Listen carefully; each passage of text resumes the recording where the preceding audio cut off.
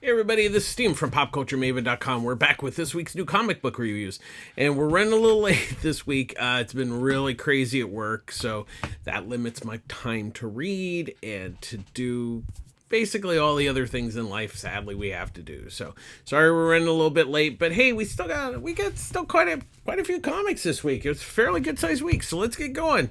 First up, we have Batman Gotham by Gaslight, the Kryptonian Age, written by Andy Diggle with artwork by Leandro Fernandez. So this is a sequel to the Gotham the Gaslight that came out quite a few years ago. And so what this takes place in 1860, but it starts off in 1893. No, I got it wrong. I got it backwards.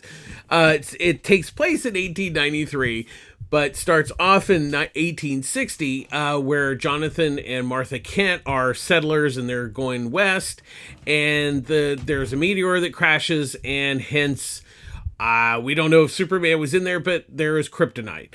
And so what it is so then we look forward to 1893 Gotham, and there's this big event, and Selena Kyle goes there, and of course she's there to actually steal something, and what it is it's a ring made out of kryptonite. So she steals it, but the whole thing is actually set up by Bruce to find out who is trying to buy the kryptonite ring. And so that's the basic premise and setup for this story. I did like it. It's a first issue. There's a lot of exposition kind of setting everything up.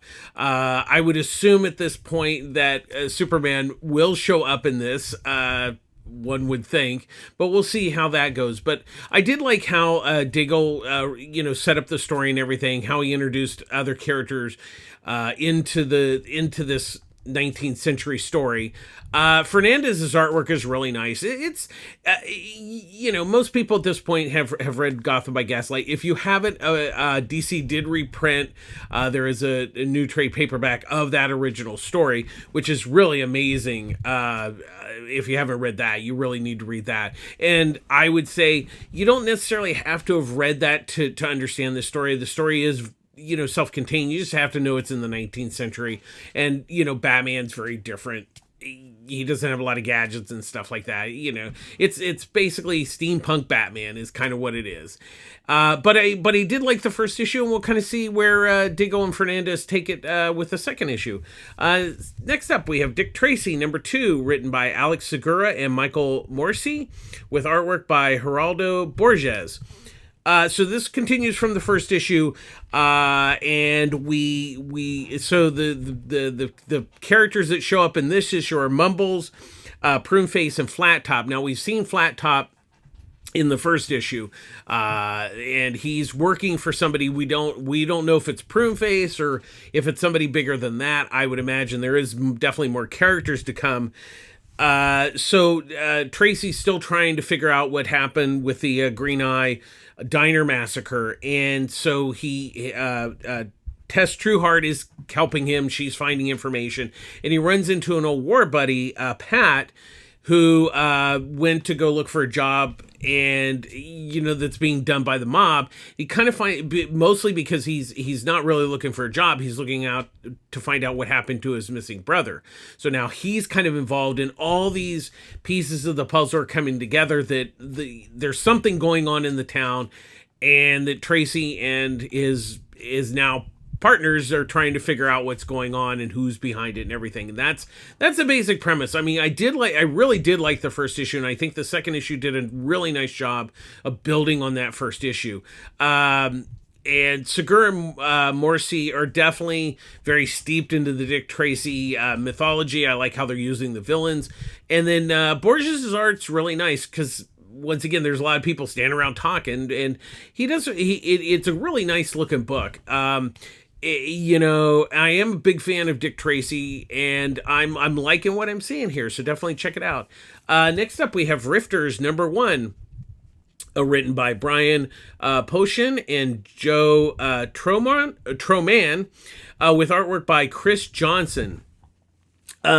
So think of like the movie Time Cop, and so what it is this guy has invented time travel, and it works. And then what happens is it becomes, think of like time travel's the giant computer, the Cray computer back in the 60s that took up a whole like floor of an office.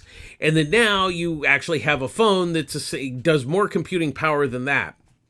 So what happens is the guy invents time travel, and then it gets to then corporations come in and makes time travel available to everybody. The problem is everybody starts time traveling and screwing up everything. So what it is there's these two time cops, Geller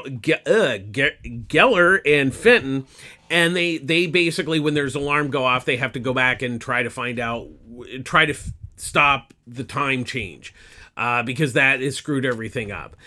And that's the basic premise of the story. It was kind of okay. I think the thing is, it's like, it's that same story of time travel. Be careful what you do in the past, because it'll change the future. And it was all nice and everything, but I don't think there was a real hook there. You have these time cops that go back and try to fix things, but it's like, okay, what's your take on it? And I think that's where I kind of struggled with this book. It wasn't bad. It was just like, there was like, okay, that's nice. We've kind of seen this story before, but really what's the point? And there wasn't a lot to make me want to come back for a second issue. That's where it kind of struggled. Because you see towards the end of the, this first issue, the two time cops going back, and they're going to fix this thing, but like, I didn't really care. I will say, Johnson's artwork's nice, but ultimately it was just kind of okay, and I just don't think it's quite good enough. Next up, we have Scarlet Witch #1, written by Steve Orlando, with artwork by Jacopo Camangi. So there was a recent Scarlet, I don't know if it was a miniseries or series, but anyways, it's a new #1. It does reference an annual, which I didn't read. So it was fairly new, reader friendly. What it is she has set up a shop in upstate New York, and her and other kind of magicians or sorcerers help people do things, and that's kind of what she helps this small town. But what happens is there's a dimensional tear, and then these monsters start coming through and causing chaos. So they get everybody is out there into the store, and Wanda's protecting it, and then she goes all like mutant, super mutant, dark hold on him, and there's like this head monster that comes through. It's a very basic story. It's like it was nice, but it really wasn't very fulfilling. It was kind of okay. It was just kind of average, and that was really its kind of downfall. It was all nice read and everything. The art by Camangi is nice, but it really just wasn't anything. It was like, after I read it, you're like, okay. So it was another one that was just kind of meh this week. So I'd say skip it. Next up, we have Precious Metal #1, written by Darcy Van Polgeest, with artwork by Ian Bertram. So now this is a sequel to their book that they did a number of years ago, Little Bird, which if you haven't read that book is amazing. It takes place in the same universe, but it's kind of a different story with different characters. So what it is Max Weaver's basically like a tracker bounty hunter, and he's been hired to find this child. He finds the child, but he finds out that not only are other people looking for this child, but this child kind of has some special abilities, and that's why everybody's looking for him. That's why he was hired to find the child.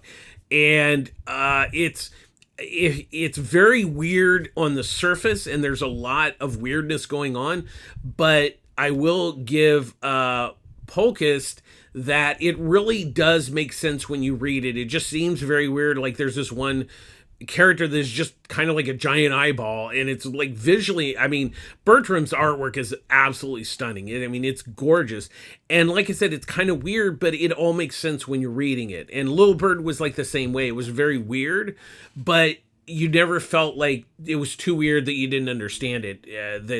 Once again, the story is very straightforward. It's very basic in some respects, but there's kind of like just this strange world around it that it all fits into. I really like this. Now, this book came out last week. I missed it, but I did want to review it because I really, really enjoyed it. And I was a big fan of Little Bird. So definitely pick this book up if your comic shop still has it. Next up, we have Into the Unbeing, #1, written by Zach Thompson with artwork by Hayden Sherman. So what this is, it takes place in the Australian outback, and there's a group of climate scientists that get this reading that something is happening in the desert, so they have to hike to go get to it. And when they get there, it's this like land anomaly, but then as they get closer, it kind of looks like this giant being or monster or person that has kind of formed into like a mountain or like a hill. And so of course, this is in the future, and the world's kind of crappy and climate sucks. And so what it is when they get there, one of the scientists goes in at night, she wants to figure out what's going on, and then the next day there's a big sandstorm, so they don't really want to go into this place, but they kind of have to. They go into what appears to be the mouth, and that's kind of where the first issue ends. I liked it. I think it was definitely lots of exposition, kind of setting everything up. Thompson has done that fairly well. I think that the premise has got a good premise. I don't know that I was totally sold on this first issue, but I did like it. I will say Sherman's artwork is really amazing. He's a really good artist, and I think he really helped it along visually because for the most part, there's a lot of stand around talking, especially in the beginning of the book. But I like I said, I wasn't totally sold in this first issue, but I think especially with the mountain kind of being this like monster or whatever, I think there's enough there to give it a chance in the second issue. And once again, I don't think this first issue was bad. It was just kind of like setting everything up. So sometimes exposition's a little tough, and this one suffers a little bit, but we'll kind of see. And I think there's enough spark there to like definitely see where they take it. Next up, we have Transformers #9, written by Daniel Warren Johnson with artwork by George Corona. So once again, the Autobots and the Decepticons are battling on Earth. They're trying to, both find Energon. Now the Decepticons have found Energon because there's a ship in the ocean. They've discovered it. So the Autobots find out about this. So they go to try to, get the Energon and save the Earth. And so a battle ensues. It does not go well for the Autobots. That's the one thing that I'm really like. I love this book to death, but Johnson, it's really hard to read because a lot of times the Autobots are just getting their butts kicked big time, and it's hard to read because you love them so much. And so there's that going on. And then so what it is Decepticons go and steal Spike from the hospital, and they're going to torture him, but they're curious about him and his connection with the Autobots. And I don't want to say any more, but even though things look really bad for the Autobots, things look up at the end of the issue. That's all I'll say. I love this book to death. I love what Daniel Warren Johnson's doing with the story.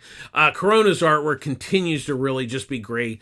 It's a really great looking book and really fun. I love this book. I love where it's going.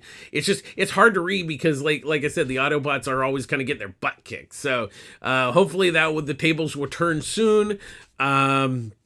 But I'm still loving what this book is doing, and it definitely continues to be well worth picking up. Next up, we have Little Black Book #4 by Jeff McComsey with artwork by Philippe Kahuna.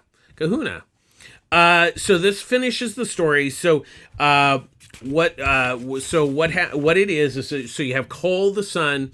His father John he worked for the mob. He was basically a fixer. He has a black book with numbers. So if you have any problems, so what it was in the first issue, his wife accidentally hit this woman in the road, killed her, and so the son used the black book to call somebody to come and clean it up. So what has happened is, so the mob boss that John had worked for had passed away, and everything was left to his son, Steve, who's kind of an idiot and, very, very gung-ho and everything in all the wrong ways.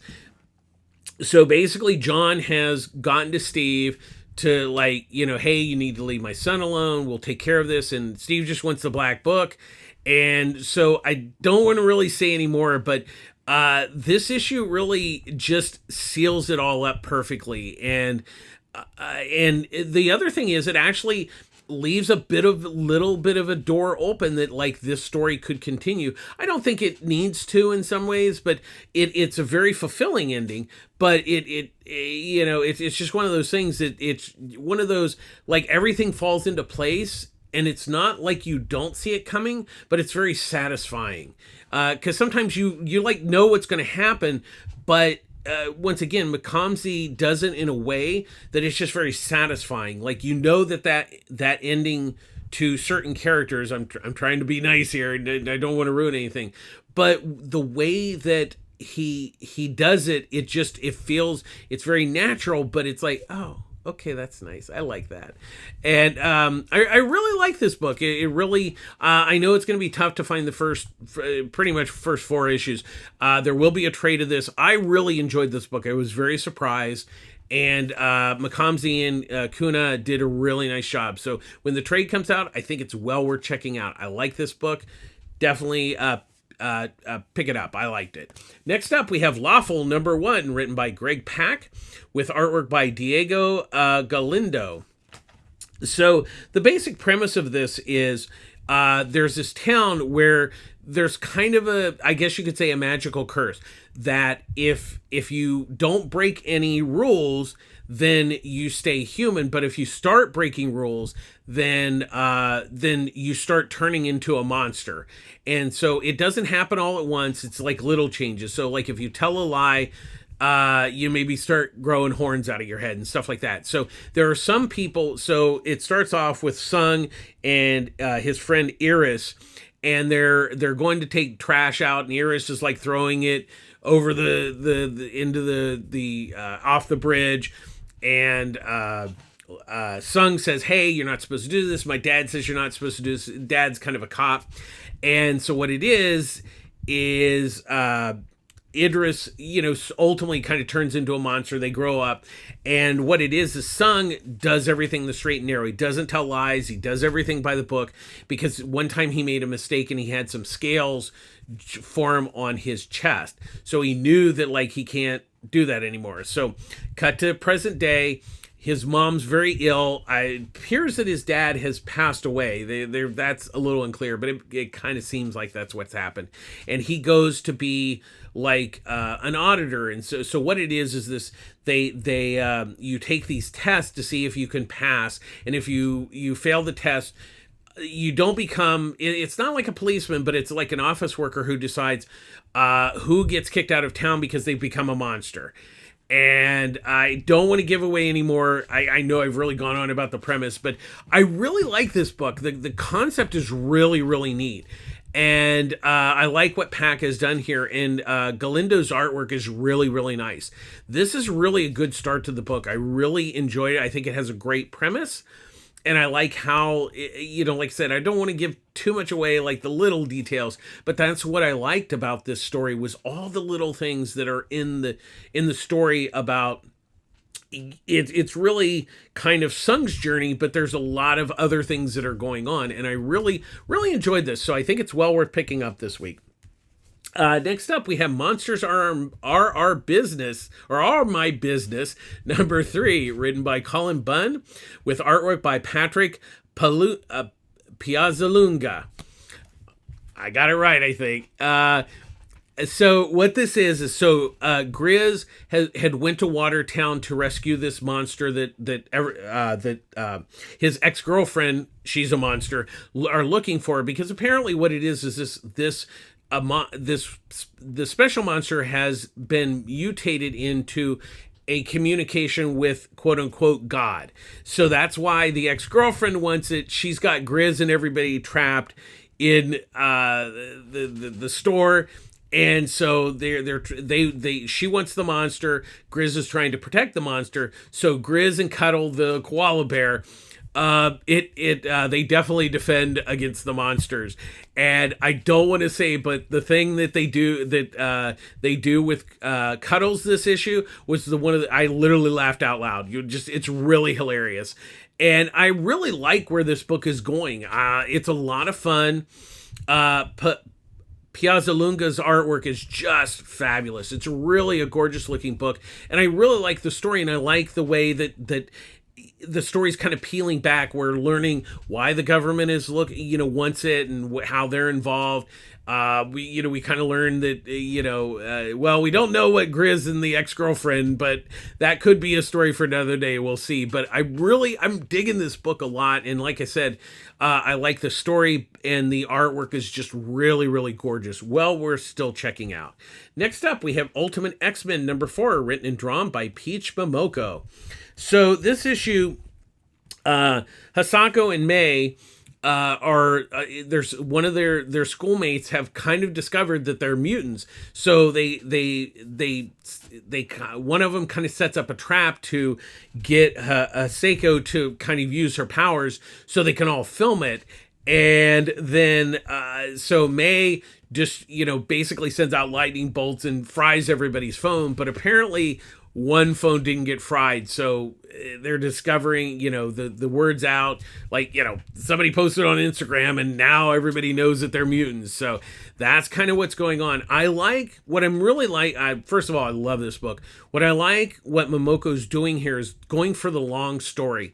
This issue is, it's kind of like a bit of a middle issue, in the sense of we're continuing the story. This is going to be one of those things that I love reading it every month, and I love her artwork. But I think when it's read as like the complete, storyline that she's doing here, I think it's going to read even better. I think it's going to be one of those books that reads really good every month. And then when you go back and read it, you're going to see a lot of little things that you didn't necessarily see the first time, but were always there. But now you can, now that you know the story, you can oh, I see all this stuff. But I really like what she's doing. Her artwork's amazing. And what I also like about what she's doing is not just because it's an Ultimate book, but I like the fact that she's really kind of turning the superhero genre, especially Marvel superhero genre, on its head. It's just so different than everything else, and it's fresh and just amazing, and it's really good. I really enjoy this book. It continues to be, I really look forward to this book every month. Definitely continue to pick this up. Always a must-buy book. Next up, we have Remote Space #1, written and drawn by Cliff Rathburn. So what it is Earth 2450. Once again, Earth has gone to hell in a handbasket. So now there is two different evolutionary things. One scientist creates cybernetic mutations or genetic modifications so they can live on Earth. And, kind of the rich people, and then the people that can't afford it basically mutate so they can into monsters so they can survive on Earth with, all the climate mishaps. So that's kind of what it is. And then later in the story, we find out there's a girl, Lola, who is a human, but she can't. There's a genetic glitch that she has that she cannot have the cybernetic augmentations. So there are some people that have this glitch. It's like a chromosome that they can't add the cybernetic stuff. So there's that going on. She's back on Earth. But here's the thing, I like a lot of what Rathburn has introduced here, but the problem is the whole first issue is predominantly setting everything up, which is not necessarily a bad thing. But then I don't know why Lola's there. There's really not, we don't get to know her very well. I mean, we know about her genetic, that she can't have the augmentation, but we really just don't get to know her. And I think that's kind of part of the problem, is that he spent so much time setting everything up, which is not necessarily a bad thing. But I get your premise, but I don't really have a connection to it. So there's a bit of a disconnect with this first issue as far as attaching to a character or something. I get the story, and I think there's a lot of good elements of the story, but it's really just, it's got a disconnect to it, which really is tough. Now, I will definitely give the second issue a chance because I do like a lot of the premise of what Rathburn has set up here. But this first issue is really tough. It's a very it's almost too exposition heavy for its own good. So it's a bit of a mix on that one. But the art, I will say, the art is really nice and really well done. But there is also a little bit of like over dialogue where it kind of gets, there's a lot to digest in this first issue, and that's where I kind of struggle with the book, but it shows promise. So we'll hopefully the second issue will kind of pick up the pace a little bit. Next up, we have Fantastic Four number 21, written by Ryan North with artwork by Ivan Ferrelli. So, unfortunately, this is part of the bloodlust or whatever the heck's going on over at Marvel that's infecting every book because vampires have taken over the earth. The good news is that Ryan North has found a way to fit that unnecessary thing into his book. And so what the story is Reed and Alicia go to New York before the earth goes dark. And because Reed needs some stuff from the Baxter building, so they get there. The earth is covered in darkness, and so they get stuck. Alicia wants to go there because there's a museum that has a 3D exhibit. So what they have done is the Mona Lisa has been made in 3D. So Alicia, being a blind person, she can touch it and kind of see the Mona Lisa and get all the little details from it.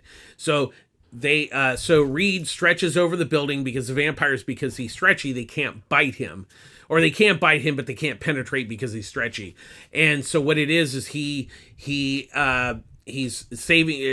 the people to survive in the building, and he figures out a way to use LED lights to make lights that can burn the vampires.